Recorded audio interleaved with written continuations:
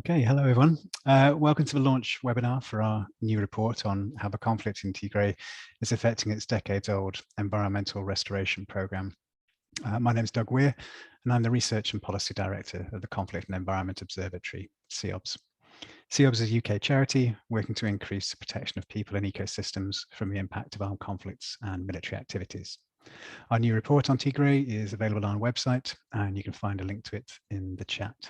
In just a moment. Before I introduce today's speakers, I'd like to provide a little context to the research which we've undertaken. The potential role of nature-based solutions to address the climate and biodiversity crises has recently risen up the conservation and development agendas.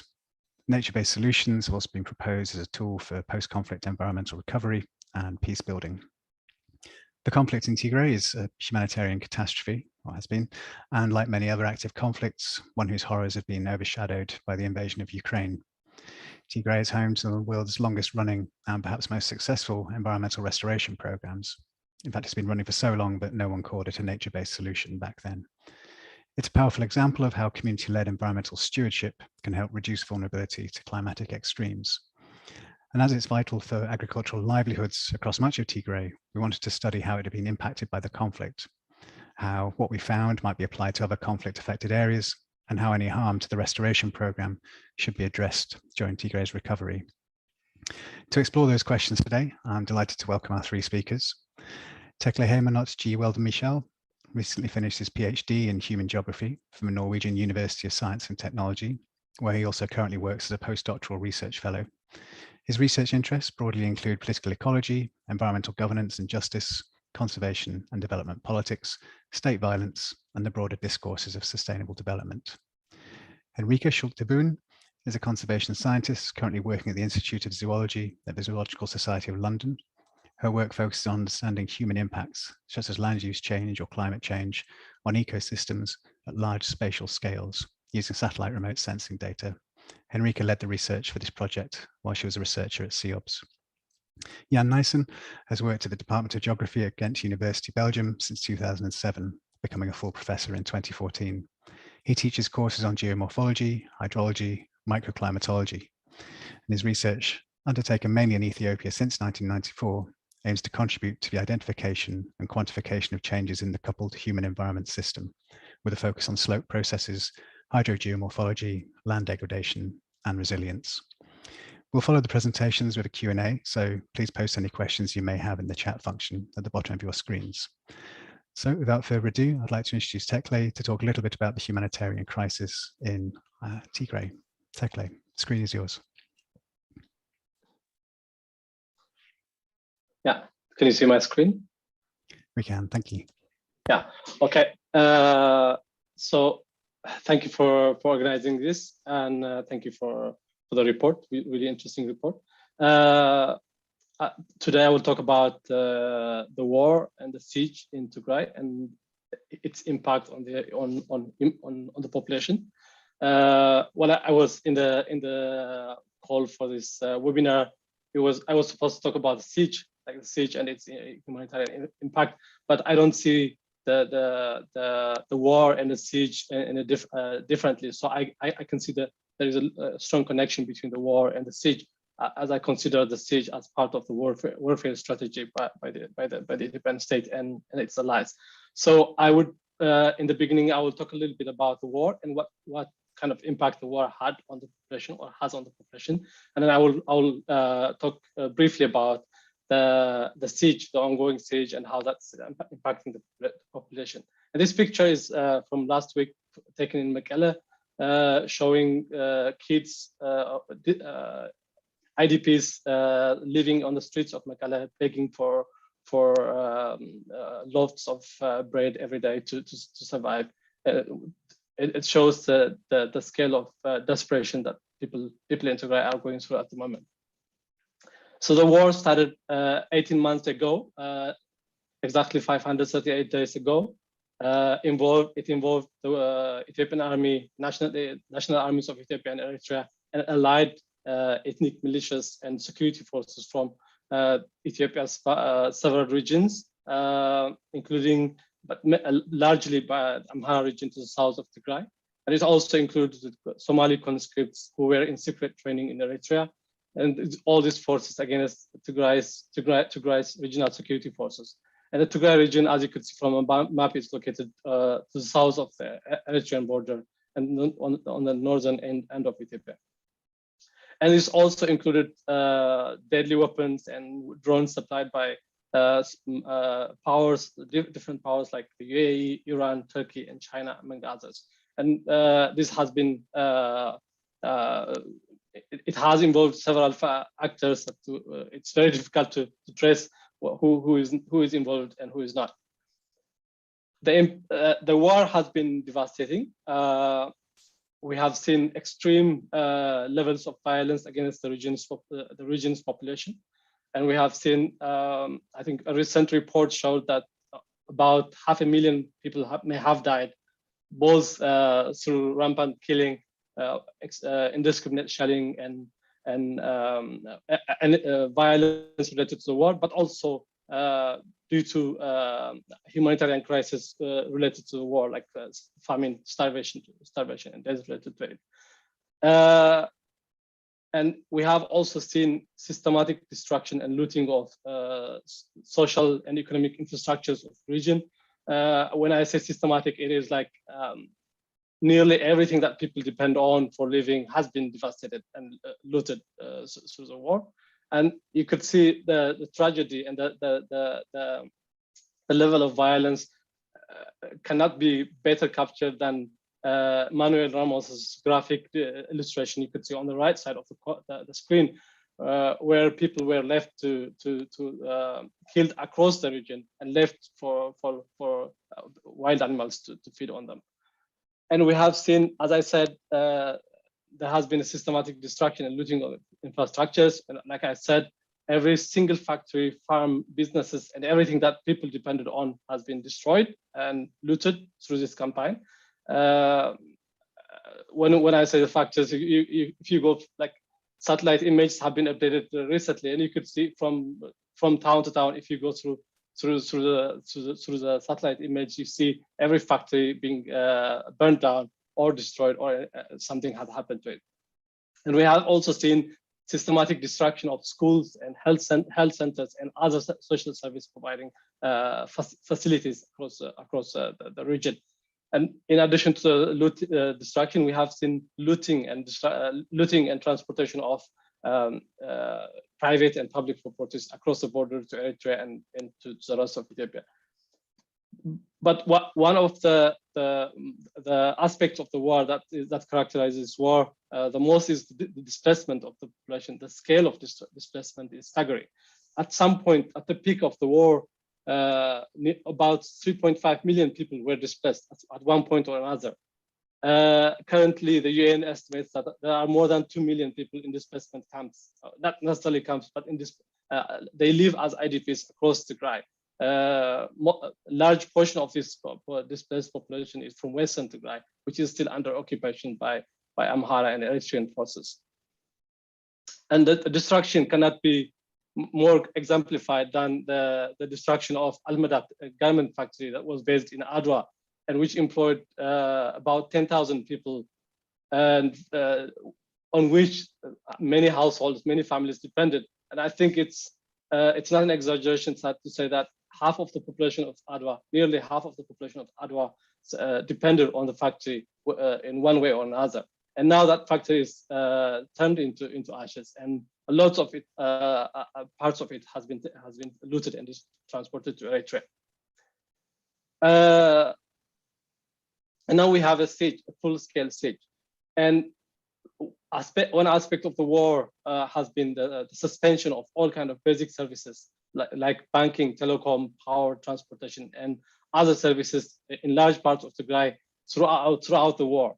From the beginning of the war in November 4, 2020, we have seen large parts of Tigray go blind, out of the grid, out of power, out of all kinds of services, telecom services. And banks were, to a large degree, suspended in most parts of Tigray, except in big towns when where banks had reopened briefly during the occupation.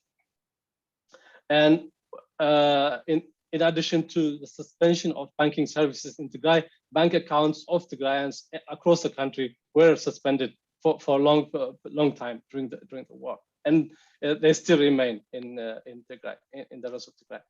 And in June 2021, the Tigrayan forces recaptured the capital of Tigray, Mekelle, and large parts of Tigray, like I think about 70% of Tigray.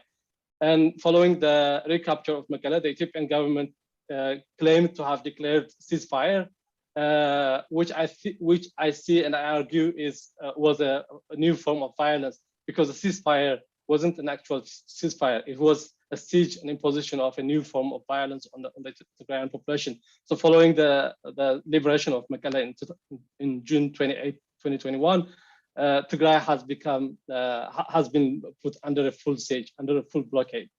That means there are no social services, even in the places where there were services at some point during the occupation. So telecom, banking, power, medicine, and all kinds of services that we people use in our everyday life are not in Tigray. So for large parts of Tigray, that has been the case throughout the war. But for Mekelle and the major places, those services were cut off at the end of June 2021.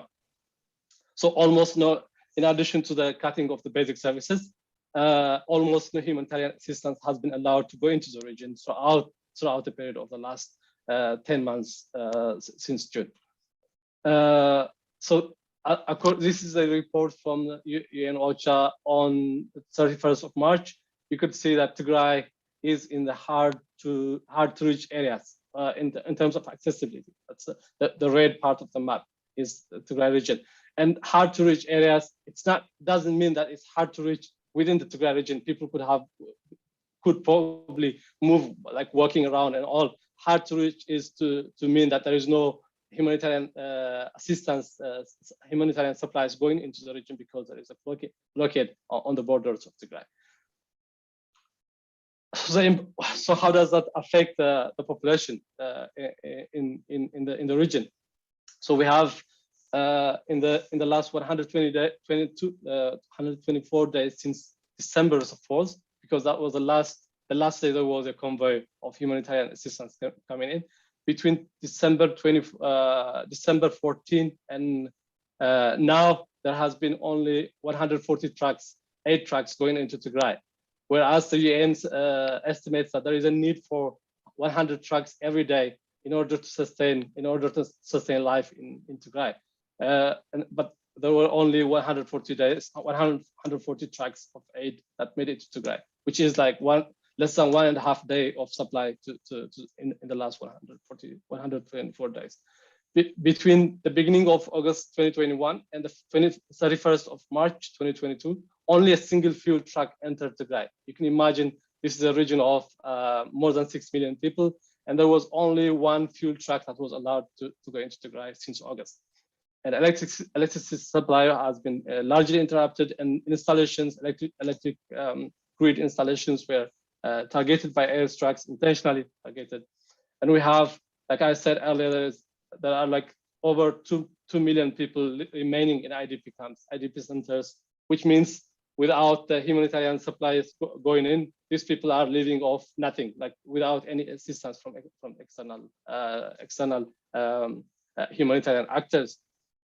And so the burden has been on the host communities in the cities and towns across Tigray. For the last 18 months, like almost every Tigrayan that resides in the parts where people are not displaced from has been generous enough to host communities, and they have been supplying, assisting people to survive. But now even the host communities have run out of supplies, because one, they haven't been paid for themselves. If they are workers, they haven't been paid for more than a year. If they have had businesses, they can't even access their own savings because banking services have been suspended and their accounts frozen. There was a report by the World Food Programme in January, on the 28th of January, which indicated that 83% of the people in Tigray are food insecure. They have become food insecure. And 2 million people, that's 37% of the population, are severely food insecure. This is equivalent to almost a famine, because level 5 in the IPC categories is famine. That's a catastrophe, a famine. And there is nothing like beyond that. Level 5 is the highest category in the IPC. And a large portion of the population is either in level 5 or close to it, level 4 in the IPC categories. You could see that from the map here, that the darker part of the map is where the population integrate. And 3/4 of the population is using extreme measures to feed themselves, which is they are selling their fixed assets like livestock, if they had livestock that they used to plow their land. They are selling their houses, they are selling everything that they have in order to survive. And that shows you to the extent of desperation that people are in. To just show you the comparison, because this is the map on the left that says before, that's October 2021, I mean 2020, that's just 1 month before the start of the war. As you can see, the Tigray region on the top of the map had a minimal level of food insecurity. This is from the World Food Program projection at the time. And you could see the comparison now in 2022. Tigray is like in a very dark color, which is like almost an emergency level. It was an emergency level for a long time at the moment. So you could see the impact of the war and the siege on the population. And of course, the situation has really deteriorated since the publication of the WFP report in January, because there hasn't been any humanitarian supply going into the region. So we are hearing every day, we are hearing reports of deaths, like thousands of people dying. Like just the other day, we have seen reports of like more than about 2,000 children dying of starvation in recent months. We have also seen the closure of like the collapse of the health system, because there is no medical supply going into the region. So we have seen the health system collapsing. And the last news we heard is the closure of the last functioning hospital in Mekelle. That's either referral hospital, which was the only main functioning hospital in Tigray throughout the war. And now last week they declared that they couldn't provide, they don't have medical supplies for many of the kind of diseases that they used to cure, like chronic illnesses, but they also don't have food to supply to their patients. So they have now closed the supply, providing food for their patients. And it's important, like the whole point of presenting the impact of the war and the siege together here is to show that the blockade or the siege is not on its own. It is part of the longer campaign of disenfranchising, impoverishing the population, and leading to this catastrophe. The siege only followed the destruction, the systematic destruction and looting that left the population without any resources to sustain living under siege.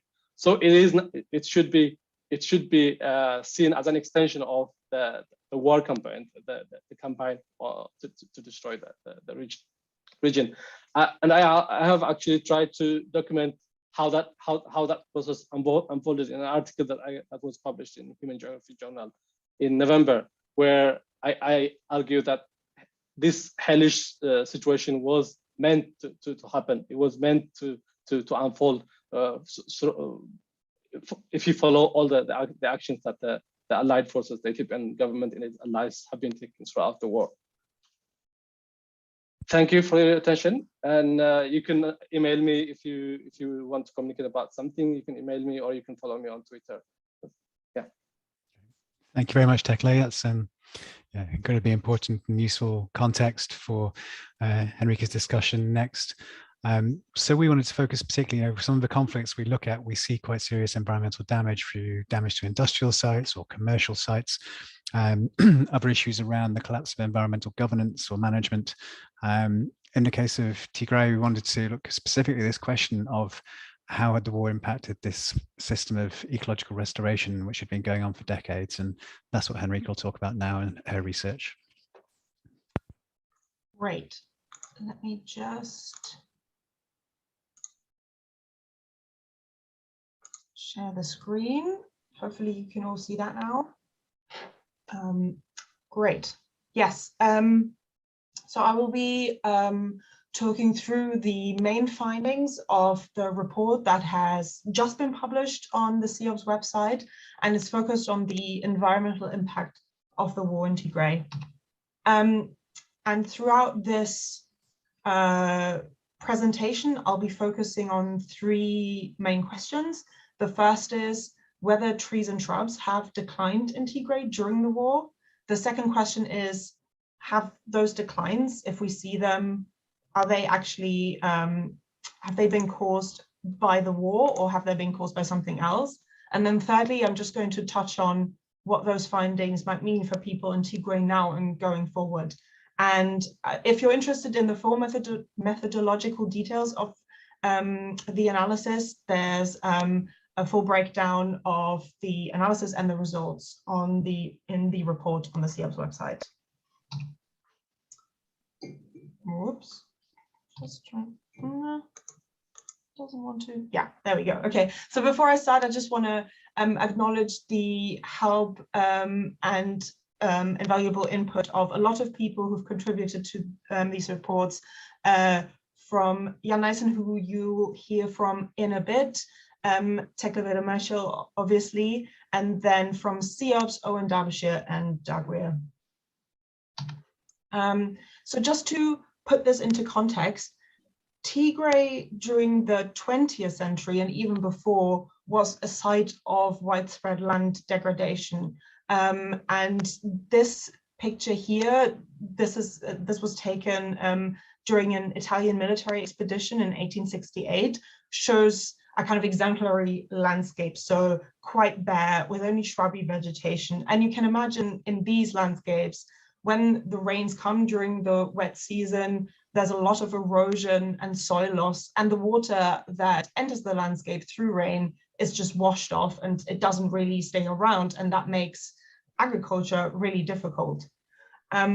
And that was recognized by the beginning of the 21st century, and agricultural policy shifted from this traditional input on, or the traditional focus on fertilizers and other kinds of input, to creating a landscape that was better for agricultural productivity, a landscape that is better at holding onto soil and holding onto water so that that crops in the fields can grow better. And as part of the strategy, there was obviously a lot of physical soil and water conservation structure that was built, so dams and ponds and stone terraces, but also lots of exclosures were created. So areas where people voluntarily would no longer graze their livestock, would no longer cut down trees to allow the vegetation to come back on its own accord. And this picture sort of shows the success of this strategy. This was taken in, this shows the same exact landscape 140 years later. So you can see this incredible resurgence of vegetation, which has led to increases in, for instance, irrigated agriculture, in overall agricultural output, and it really contributed to an improvement in food security and livelihoods and the well-being of people in Tigray overall. So that was the situation before the war. And now, given that this war has created the situation where there's a complete blockade, so people can only depend on the things that are physically present in Tigray, now there's this threat that this landscape restoration success might be eroding. And we particularly focus in this report on potential impacts of the war on trees and shrubs, and that has a range of reasons. So one of them is that trees and shrubs are indeed a key component of landscape function or ecosystem functioning through their impacts on soil and water conservation. The second point is that trees and shrubs are relatively easy to monitor from space using satellite imagery, And I've just put up a quick screen grab from Google Earth here of a sort of shrubby landscape in Tigray, and you can see that the trees stand out really nicely against the background. They're greener, they have this characteristic round shape, and you can also see shadows, so they're fairly easy to make out in satellite imagery. And that means that we could do a rapid assessment in a situation where a ground-based analysis of environmental impact was impossible during the war. So there are two things that we need to know to answer this first question.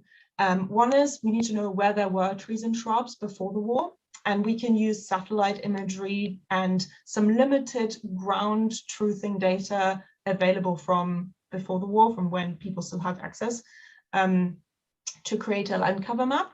And then secondly, we need to know where there were changes in vegetation cover or condition during the war. And the way you can do that with satellite imagery is that you can look at changes in vegetation greenness, and we used a commonly used vegetation index here called the Normalized Difference Vegetation Index, or NDVI, to characterize area where vegetation may have declined.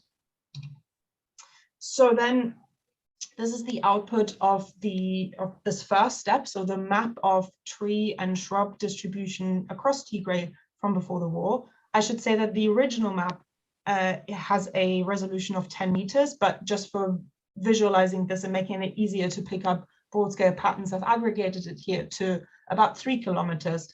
And that map was really successful. It has an overall accuracy of 97%, and it just gives us an indication of where trees and shrubs occurred before the war started. So then we come up to the second part, which is where did vegetation cover and or condition change during the war? And we can't just take sort of averages of greenness, because in a region such as Tigray with pronounced dry and wet seasons, we have normal seasonal fluctuations in greenness anyway. So it's important that we distinguish significant shifts in greenness, declines in greenness, such as might occur due to deforestation, against a sort of background noise of normal seasonal changes. And you can use time series analysis to do that, to basically pick out pixels where greenness has overall declined significantly, even though there's of course this sort of background fluctuation happening. And similarly, you can look at pixels where greenness has increased, where maybe new trees have been planted or trees have grown quite a lot and are doing quite well. But of course, for this report, our focus is on this first situation, so where greenness has declined. And when we do that, we get this map. And again, this map is aggregated from the original map, which has a resolution of 30 meters. But I guess the most important takeaway from this map is that you can see these localized hotspots of tree and shrub cover loss. And then you have this diffuse area of loss in Western Tigray. So there have been quite significant losses of tree and shrub cover during the war. And this is what this looks like on the ground. So this is one of the areas where our analysis picked up a loss of vegetation greenness. This is what that area looked like in October 2020. That's a eucalyptus plantation. And just a month or 2 months after the war started, half of that site had been cleared, and you can see a charcoaling hearth as well, and we'll talk about that later. And then in February, the entire site had been cleared, and more charcoaling hearths had emerged. But of course, it's also important to look at areas where vegetation cover may have increased in Tigray during the war. And when we do that, we do actually find some areas where trees and shrubs are faring quite well. But details of this are in the full report. When we compare those areas to the situation in 2020 and 2019, it is much more subdued. So yes, there were areas where trees and shrubs were thriving in Tigray in 2021, but maybe not as much as we would have expected had there not been a war. And overall, the deforestation hotspots are also much more significant than in those previous years. So then the next question is, what is causing these declines? There are obviously many potential drivers for tree and shrub declines other than the war, and it's important to rule these out. And we specifically looked at the weather during 2021 here, so temperature and rainfall. We looked at wildfire, and we also looked at locust observations. And the way we did that was we assessed the spatial overlap between these potential drivers and the observed declines. So if those two patterns match, there's quite a strong likelihood that that driver is responsible for changes in tree and shrub cover. And if they don't match, then probably something else is going on. So just to remind us of where the main hotspots of vegetation loss are before we start to look at the drivers. So when we then look at temperature, for instance, yes, there are areas, especially in Western Tigray, where 2021 was a much hotter year than the previous years, but that can't really then explain any of the eastern hotspots of deforestation that we've seen. And similarly with rainfall, we actually have seen a lot of loss of trees and shrubs across sort of the southwestern and southeastern border, and yet these were actually areas that received more rainfall than was normal during the past 2 decades. And then wildfires, most wildfires that we see in Tigray occur in the west again. And it's important here to mention that the satellite data that we use to assess this has quite a coarse resolution. It's about 500 meters. So it is likely that smaller fires, such as may occur when you burn down individual houses or when sort of settlements burn that are not that big, you will just miss them because the satellite is not sensitive enough to pick them up. So what we're interested in for this analysis is sort of the large vegetation fires that cover quite a large area, because they're the ones that will likely affect trees and shrubs. And it's also quite interesting, I think, to look at the patterns of fires that have occurred during the past 2 decades, so in peace times. And again, we see this concentration of fires towards the west of Tigray, and that is probably due to climatic factors and the vegetation that prevails there, lots of flammable grasses, for instance. So from this analysis, it is unlikely that it is changes in patterns of wildfires that is driving the declines in trees that we've seen in 2021. And finally, we can look at locust outbreaks. That's obviously made very difficult because there's been no on-the-ground locust observation possible in Tigray during the war. So what we did instead was look at areas where locusts were observed really close to the border, because those are obviously the swarms that may have traveled in and out of Tigray and may have affected the vegetation within Tigray. But again, there's no clear correlation between the locust outbreaks that were observed really close to the Tigrayan border and the hotspots of tree and shrub loss that we see. So that then leads us to conclude that it is actually something about the conflict that is driving these losses. And when we talk to contacts within Tigray, they told us that indeed, in some places, the indigenous shrubs have been intensively cut for firewood and preparation of charcoal. And that is likely because due to the blockade, there's just no alternative sources of fuel for cooking, for instance. So charcoal cannot be imported into the region. There's no electricity. So people are kind of stuck with using locally sourced timber or charcoal to meet their fuel needs. And that obviously also echoes the Google Earth images we saw earlier, where we clearly see these charcoaling hearths. So that is what we think is driving the these patterns of localized patterns of tree and shrub loss. So what does this loss of vegetation, what will that do to ecosystems and people in Tigray? And obviously, looking back to over the 20th century, we know that where vegetation is lost, there's likely an increased risk of erosion, a loss of water from the landscape, with all the negative impacts on agricultural productivity that entails. That is specifically worrying, given that already, as Tekle already mentioned, there is widespread famine in Tigray, and also a drought, a climatological drought is projected for this year and next year.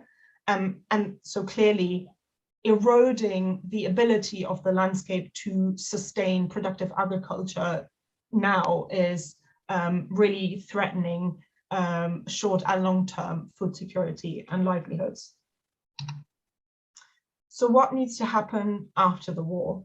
Clearly, we need a full environmental impact assessments in Tigray and in other areas affected by the war, because we can't fully explain all, or we can't fully monitor all environmental impacts from space. We need ground-based assessment, for instance, on impacts on wildlife or the water cycle as well.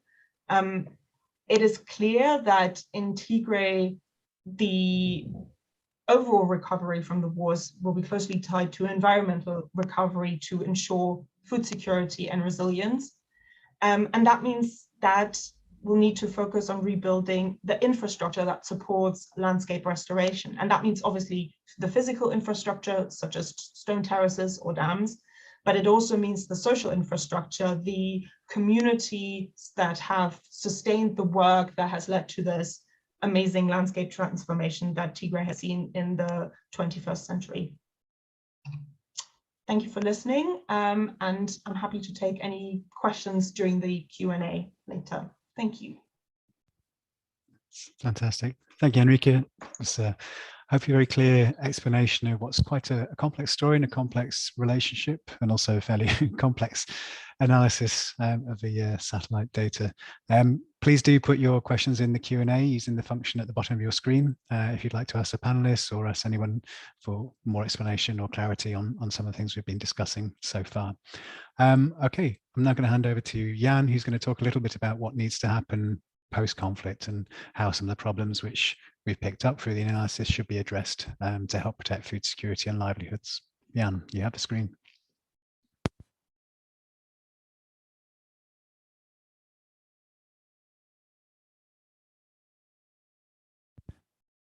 And you unmute Jan as well.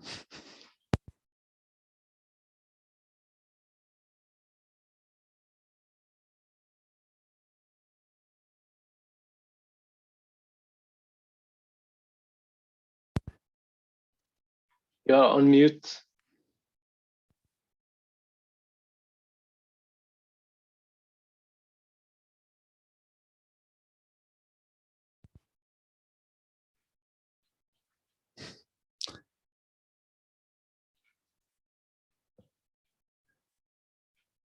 Jan, could you hit your unmute button?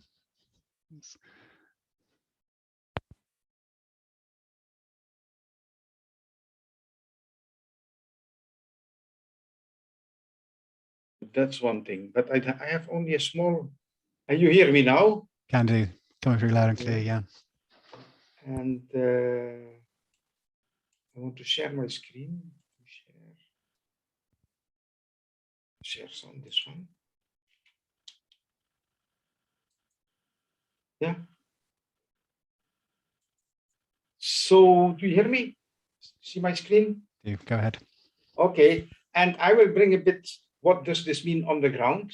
I will try to focus on some areas in Tigray that I know and to see what these results that have been found due to the very high tech, because what Henrike is presenting in an accessible way, I think there is a lot of high tech behind it, and you can look to the report to see the methods. So she has already introduced the regreening of Tigray since the 1990s. Just, I'm not going to repeat everything that has been said, just go to Google Scholar and you combine keywords exposure and Tigray, and you get 1,600 scientific papers about that, just to say how important it is. Huh? And exposure, again, the term is maybe new for some people. We speak about protected areas. You see an example here with regenerating vegetation without livestock and only controlled wood harvesting. I've witnessed all that since 1994. Now, this regreening is not simple. It doesn't regrow simply like that. It has a whole effort. And I want to show a short film to you that shows what the people are doing were doing before the war. But I had nothing more to offer. But my children have not abandoned me. I abandoned hope the sound me. is coming. They believe in me. Because And they work regreening, hard it's also every doing physical day soil and water to give me new conservation. We are in a strength. semi-arid area. So when people plant trees, they need to harvest water to make it incomplete. The whole First, community I will need come out water. and they And decide. here are my They have a children meeting and they building decide walls this year and they are going ditches to retain the precious we are gift going of to the convert it rains. into bushland or into forest. And then they work Life 1 can sprout month more in the slack easily season in damp or soil. New plants mean less restore it. CO2 in the atmosphere and more branches and leaves falling to the ground. As they decompose, they can fertilize the land And and what is boost the here, growth of new the vegetation. storyline is based on interviews with people. They understand very well what they are doing when they are planting. Then my forest. children want to grow a forest on the mountains. New roots will give me stability. They will retain the rainwater and carry it to the plains.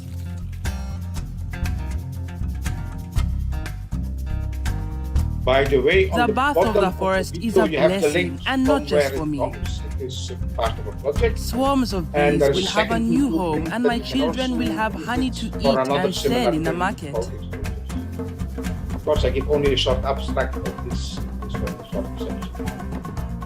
A tree means limitless resources. One of the most precious are the incense trees that only grow in the forests of our You highlands. see a man harvesting the harvest. The same incense that has been here since time immemorial, the oldest in the world.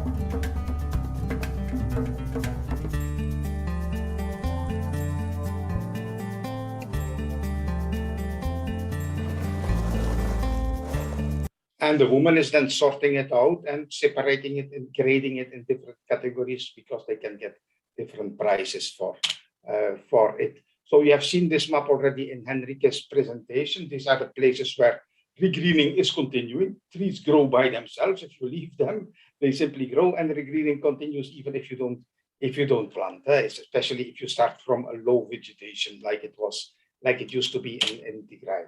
And then we have, of course, all these hotspots of declining vegetation. You see that 0 up to 10% in some areas. I'm going to focus on a couple of them.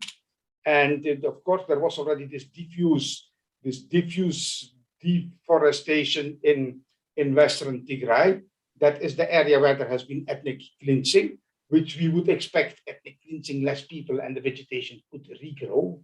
The best hypothesis we have is that Western Tigray has become open access for all sorts of merchants and traders and thieves and whatever can come from Amhara region to, just like when, the villages from where the Tigray people have been expulsed, they take all the iron sheets from the roofs. Every dot from that on that satellite image of a village is an iron roof that has been stolen. For the same, we assume that they also will go there for charcoaling and taking what they can from the forest. Then you see a few other hotspots, rather in south, in northwest Tigray, and that corresponds to the Tekeze River Gorge. I have shown the Tekeze River and some roads, and that Tekeze River Gorge, very few people are living there, and we have a savanna woodland, like you can see, very beautiful area, by the way, very hot, very difficult. But you see that you have the places where are the roads, where are the bridges, that are the places where traditionally people will go to harvest that wood. And especially in this case, it will be brought to the town of Shire and Asilase, because in Shire, most of the IDPs from Western Tigray are there. They are living in schools and in the open air and whatever, and they need to cook their food. So there is a lot of business bringing that wood from Tekeze to Shire. We have done Mekelle. I'll come back to that and talk about some of these pixels around Mekelle, where there's the pressure of the town, obvious. People are often without electricity. They need charcoal for firewood. You see then also this Rift Valley escarpment, the green belt of Tigray, that is quite affected. And we have here an example of the Des forest. You see an example, a photo before the war, which is also quite, deforestation is locally taking place. we don't know. We couldn't have the information. Is this simply firewood, picking out firewood, or is this effectively logging that has been taking place for warfare, or is it charcoal making? Still needs to be investigated. I want to take you to one area that I know particularly well, that is called Dogatembian.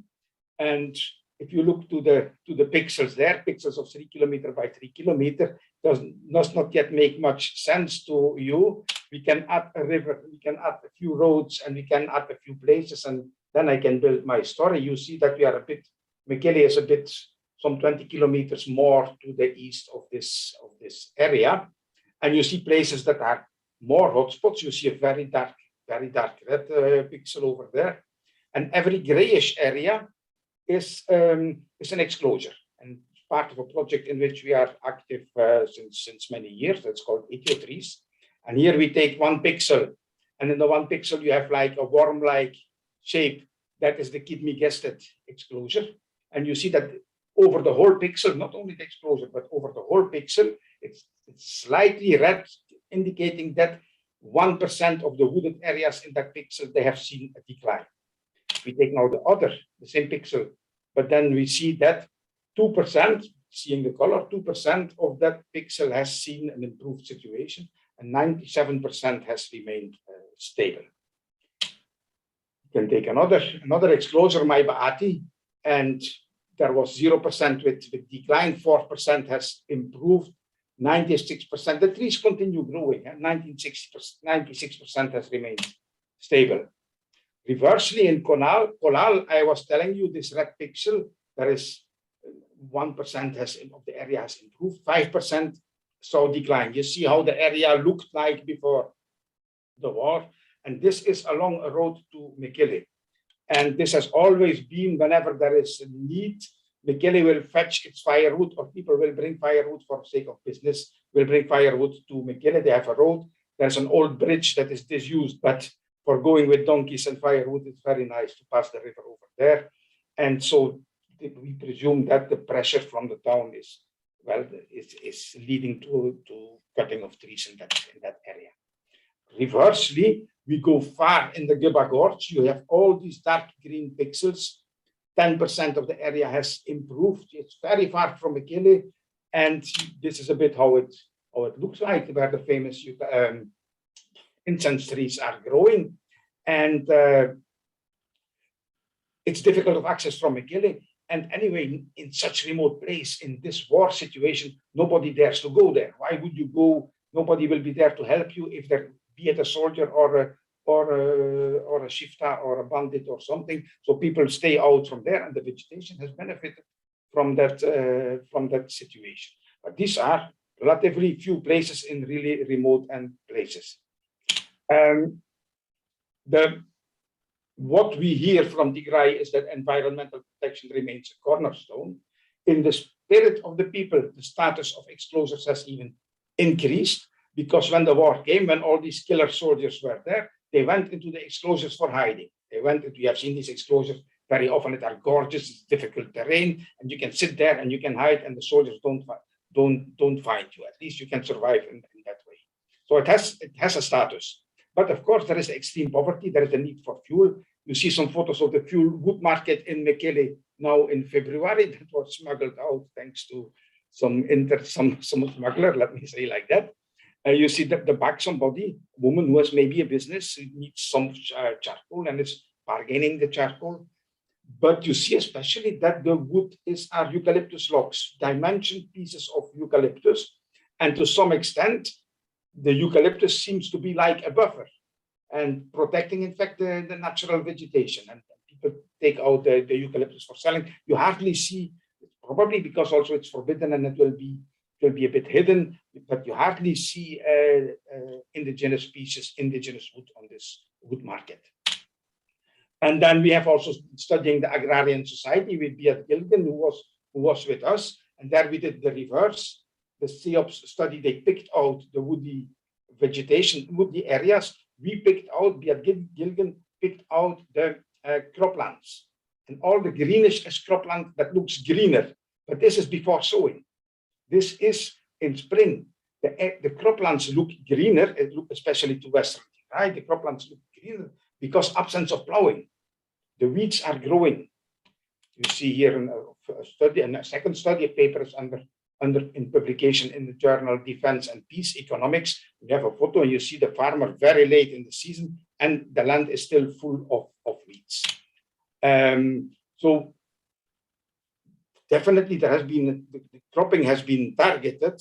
You have seen our papers, you can access them. One of our papers is very slow in reviewing because that's always when you publish in a scientific journal, the reviewer comes in, you have to put that in a broader context. Why don't you talk about Hitler's hunger plan against the Soviet Union in the 1940s? Yeah, sealing it off and dying the people in order to beat the enemy. Mengistu against Tigray in the 1980s. Now the regional policy in Tigray is that nobody can leave his land idle. Nobody can leave his land fallow. Everything is blockaded. We need to grow everything. But of course, this shows resilience. This shows that people want to survive. But on the other hand, this can put a stress on the marginal lands because areas that have a bit of shrubs, it could be cleared in order to grow crops because everybody is hungry. And our project, Ethio-Trees, and you can visit them on that website that is mentioned, they continue to work. They continue to do water harvesting structures. They meet the community and they try to smuggle in some money in order to give some food aid to the poorest of the poor in the villages. That's what we are trying to do for the moment. And thank you for your attention. That's great. Thank you, Jan. That's fantastic to be able to connect the remote assessment with what's happening on the ground and your experience of working there. We've got time for a few questions. I'm going to try and merge a few because there are some which are fairly closely linked. I think one of them which has come through on a few is, how long will the situation take to recover with peace and normalization? And so there's two elements of that, I suppose. There's one question of the vegetation changes. How long would that take to recover, given what you know about how vegetation grows in the region? And the second one is, how long do you think it will take for some of the socio-economic changes which have taken place, such as shift to charcoal, to resolve itself and to change the market for charcoal? So I'll open that to all three of you, whoever would like to pitch in first. So one question on socio-economic changes from the conflict situation, the other one on how long does vegetation take to recover? Yeah, I think like that is your wheelhouse, yeah. Tekle. Yeah, I can talk about how long we will take to recover the forestation, because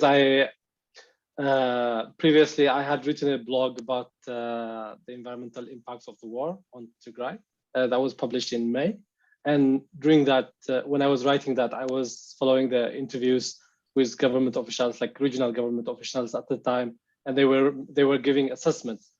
The head of the Bureau of Agriculture and Rural Development of Tigray at the time said that this war has reversed our work that the 40-year long work on environmental restoration, and he said this may take up to 50 years to go back to what it was like before the war.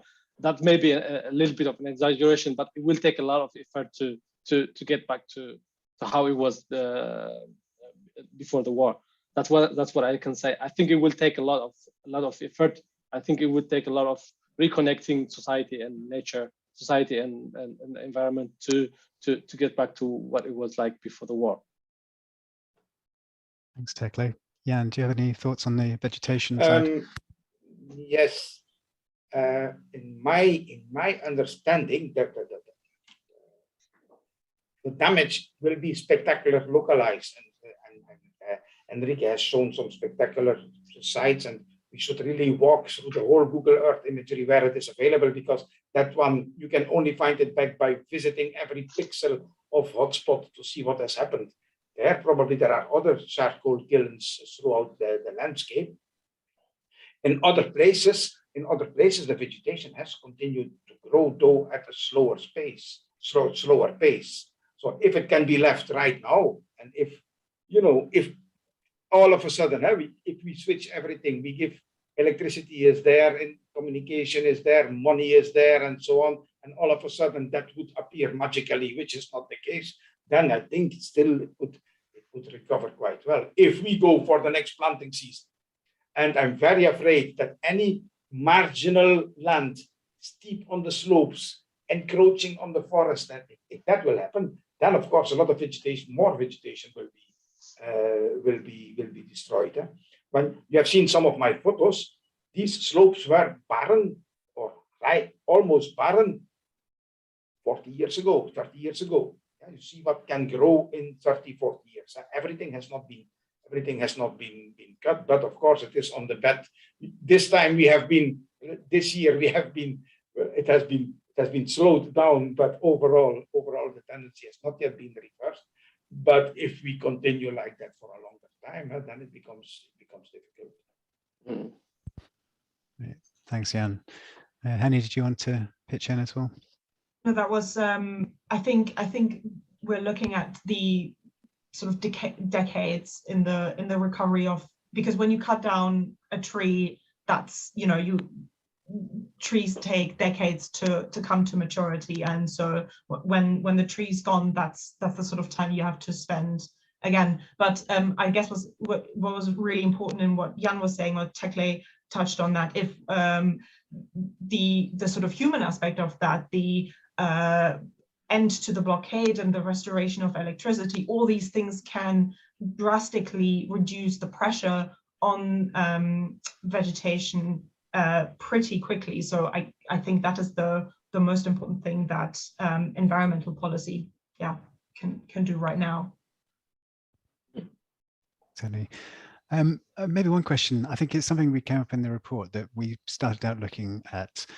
We were looking at the damage caused, but also there's this question about how the fact that the ecological restoration had taken place actually creates resilience for communities. And I just wondered if you, three of you, wanted to comment on that at all, about you mean resilience for the communities? Yeah, in terms of food security and livelihoods, setting aside the issue around forced displacement from areas, but what role do you think these kind of nature-based solutions have in these contexts and in these conflict contexts?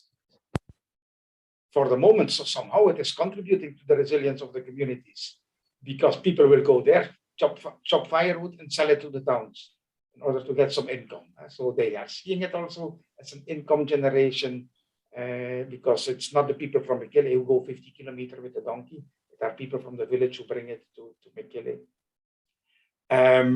What we have seen, that the forest explosives are very important to help the infiltration.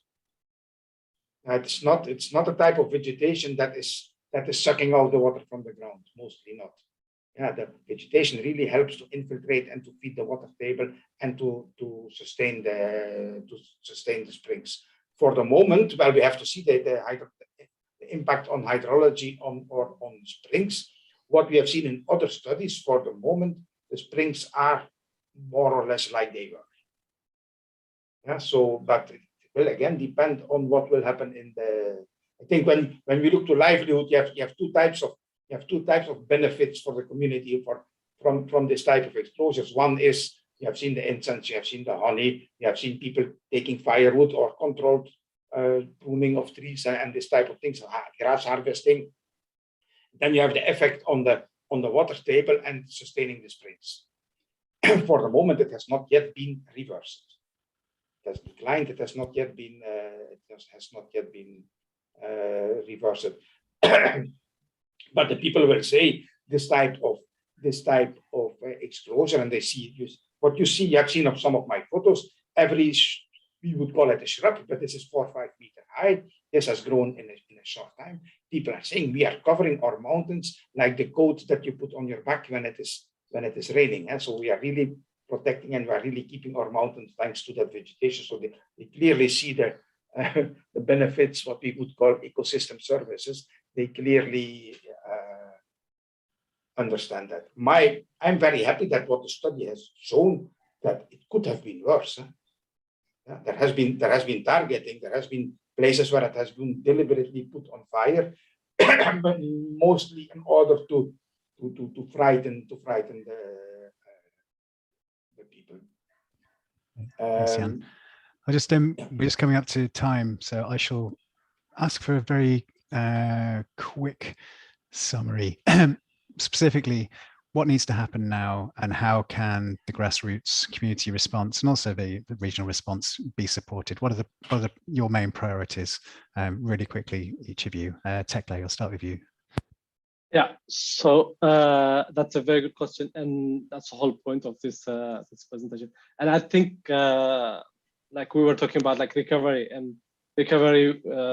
of this of the environmental protection will take a lot of effort, and the effort will include like prioritizing what kind of sectors to what kind of support to provide to local communities in terms of, like, for example, energy consumption, in terms of what kind of infrastructures to put in place in order for people to encourage people to restore their degraded environment. And I think that's something that we all need to think about, something that donors and governments need to think about. And I think the local communities, local government has all the thinking and the interest there, because they have been practicing it for a long time. It's just that we need to help them get back to how it was before. Yeah. Thanks, Tekleh. Jan, very quickly, what needs to happen next? Well, I was showing that in one of my last slides. Lifting the blockade would help enormously. Yeah? Lifting the blockade would make sure that there is electricity, would make sure that people have money in their bank account, but they cannot take it. Yeah. People are not getting salaries, etc. So what do you do if you are a young boy and you don't have salary? You go somewhere and you start chopping wood and selling it rather than sitting and dying at home. So lifting the blockade is so urgent. And then, of course, we will need to support the efforts of environmental protection and the communities that, and it's all, all these exposures, you must imagine we are speaking about millions of people who have been working on those slopes to protect them and are just waiting to be able to start it again. Thanks, Jan. Henny, I shall leave a last word to you. What are your priorities next based on the research you've done? All of what Tekleh and Jan have said, and I will add one thing, which is the